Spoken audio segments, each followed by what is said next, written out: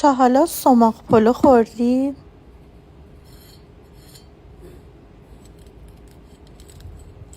اگه نخوردی حتما درستش کن که عاشقش میشی.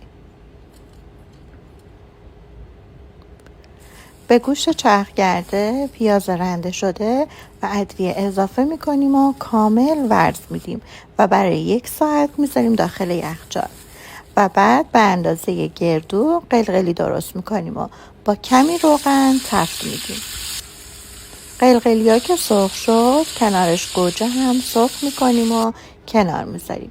کف قابلمه سیب زمینی میچینیم، 1 لایه برنج و زعفرونی میریزیم و بعد مواد گوشت رو بهش اضافه میکنیم. ما بقیه برنج رو میریزیم به همراه سماق فراوون. در آخر چند تا تیکه کره میذاریم و برای 45 دقیقه میذاریم که دم بکشه.